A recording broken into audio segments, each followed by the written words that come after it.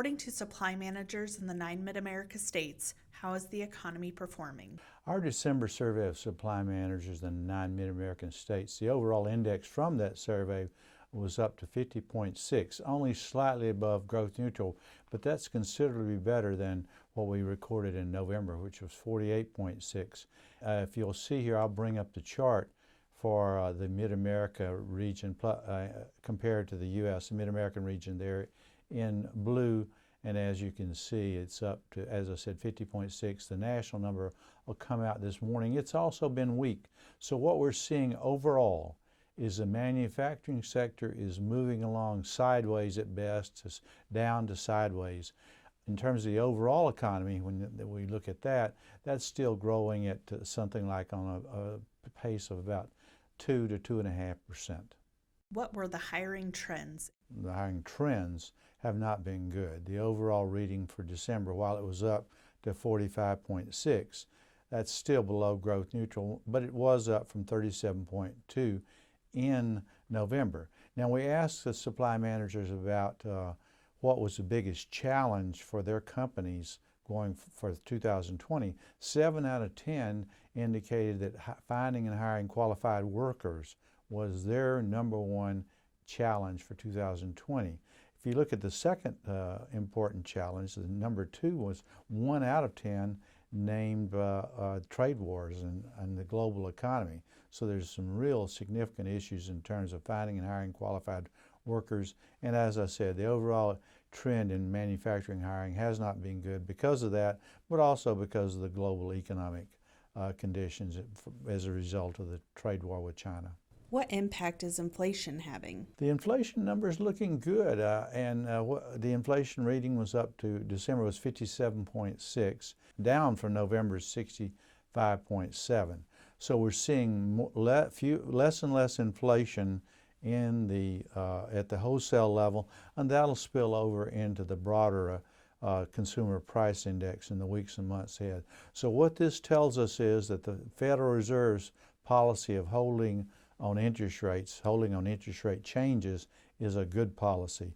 We're not likely to see any rate increases or rate reductions for the first half of 2020. What does the Mid-America economy need in 2020? Well, the overall economy definitely needs available workers. The unemployment rates at the U.S. level are the lowest in 50 years. And for most all the states, the 9 states that we surveyed, it's even lower than that.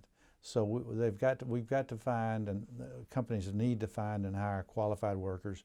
We need trained workers, but we also need some unskilled workers, particularly in rural areas of the 9 states. And the second challenge, or I should say what the economy needs, is the passage of Phase 1 of the trade agreement with China. Now, the President and the Trump administration has indicated that they will pass that in January. We'll have to wait and see. That's a big need for the economy. And we also need passage of the USMCA that has been passed in the House.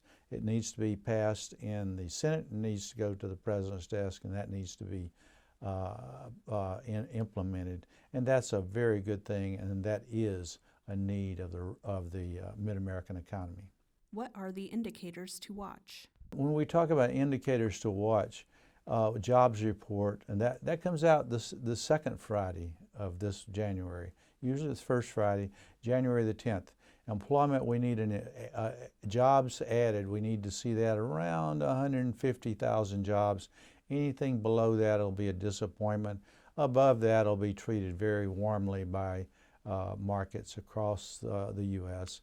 We need to see the number, also wages that come out, hourly wages from that January 10th employment report. We need to see that growth around 3.5% year over year.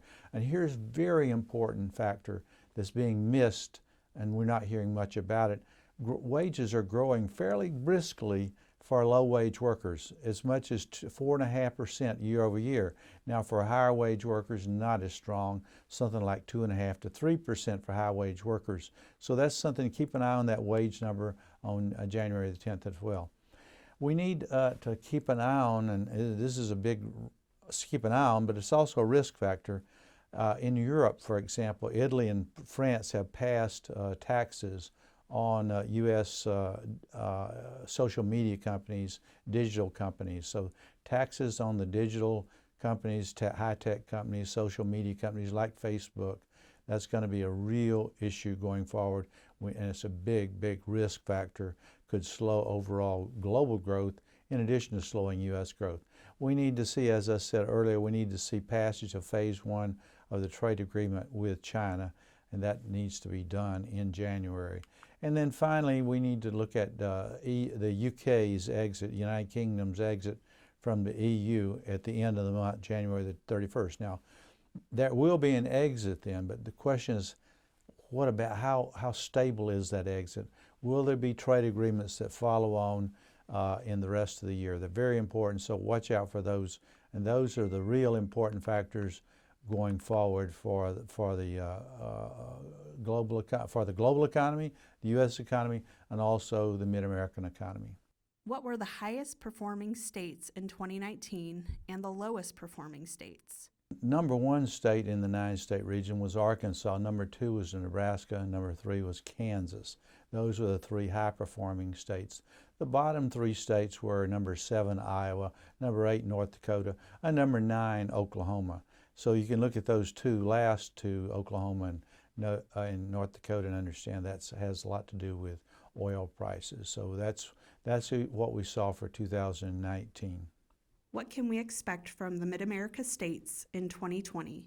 For the first half of 2020, based upon our recent surveys, and that would be the last 3 or 4 surveys, monthly surveys that we've conducted here at Creighton University, the number 1 state going forward for 2020, the first half, is South Dakota. Number 2, Nebraska. Number 3, Arkansas. Number 4, Kansas. Number 5, Minnesota. Number 6, Missouri. Number 7, Iowa. Number 8, North Dakota. And number 9, Oklahoma. So Oklahoma and North Dakota come in at the last 2, and again, that has a lot to do with energy. I do expect those 2 states to rebound in the second half of 2020 as these higher oil prices begin boosting those 2 state economies. But right now, they look to be the weakest in the 9-state region for the first half of 2020.